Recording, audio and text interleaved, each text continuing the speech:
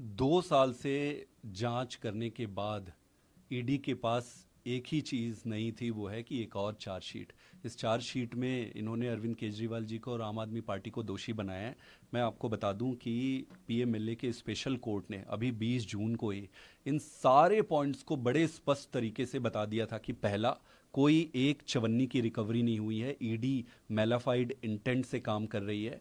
इस पे गोवा में कोई पैसा खर्च नहीं हुआ है और ईडी जो ये पूरा केस बना रही है वो एक पक्षपातपूर्ण तरीके से बना रही है।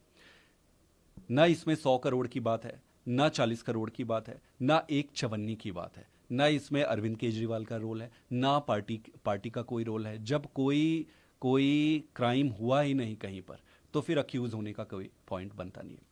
हो क्या रहा है ये समझने वाली बात है। हो ये रहा है कि भारतीय जनता पार्टी ने एक सर्कस रचा है, एक पिक्चर बना रही है। इसका डायरेक्शन ये अपने ऑफिस में, दफ्तर में करते हैं। उसका स्क्रिप्ट ये ईडी को दे देते हैं और ईडी ये रियलाइज किए बिना कि वो आम आदमी पार्टी का नुकसान नहीं कर रही है, देश का नुकसान कर रही है, ईडी ये रियलाइज किए किए बिना इस सर्कस का हिस्सा बन गई है।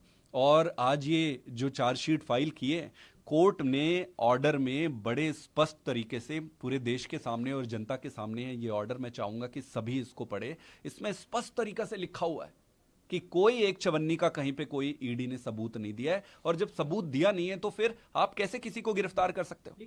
भाई मनोज तिवारी जो कहेंगे वो सही होगा कि कोर्ट जो कहेगी वो सही होगा?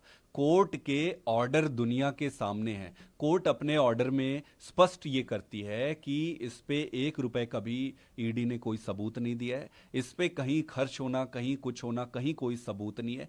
फिर दिक्कत क्या है? सवाल मैं कह रहा हूं वर्सेस मनोज तिवारी कह रहे हैं उसका नहीं है। सवाल जो कोर्ट कह रही है उसको तो ये माने। अब आप देखो कि जून में कोर्ट के जो ऑर्डर आए उसके बाद इन्होंने चार्जशीट फाइल की है। तो इस चार्जशीट को फाइल करने के लिए क्या इनके पास कोई और सबूत है? क्या कोई सबूत आया है? जो कि नहीं आया है। जब सबूत नहीं है, नया सबूत नहीं है, तो जो सबूत आपने दिए थे 2 साल में, जो आपने जो भी इकट्ठा किया था, उन्हीं सबूतों के आधार पर तो कोर्ट ने वो ऑर्डर दिया था। तो आप कोर्ट के ऑर्डर को मानने तैयार नहीं हो। आप तानाशाही के इस लेवल पे पहुंच गए हो कि आप ना कोर्ट को मानते हो, ना जज को मानते हो। आपको बस अपनी पिक्चर बनानी है, अपनी राजनीति करनी है। तो इसका तो कोई उत्तर नहीं हो सकता है। प्रधानमंत्री जी से मैं ये पूछना चाहता हूं कि भाई, आप 400 सीटें लेके आने वाले थे, आप उतर गए 240 पे। आप एक बार भी ये सोचे हो कि आप 400 से 240 में कैसे उतर गए? यही आपके कर्म थे और यही आपके मंत्री थे जिनके डिपार्टमेंट डूब रहे हैं आज। वो उस पर फोकस करने के बजाय गलत सलत आरोप और झूठे बात में फंसे हुए हैं।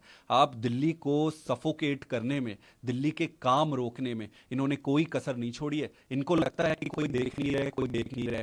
कोई ना भी देखे तो ऊपर वाला देखता है। ऊपर वाला बैठे बैठे सब देख रहे हैं। इन वैष्णव जी को क्या लग रहा है कि कोई देख नहीं रहे, आज बेवकूफ बना लेंगे जनता को और ये कर लेंगे? तो जनता भी समझदार है और ऊपर वाला सारा कुछ इनके कर्मों को देख रहा है।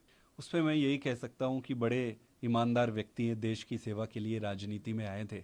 अगर ऐसे लोगों को जेल में रखकर प्रताड़ित किया जाएगा तो कौन आएगा राजनीति करने यहाँ पे? अब जनता ने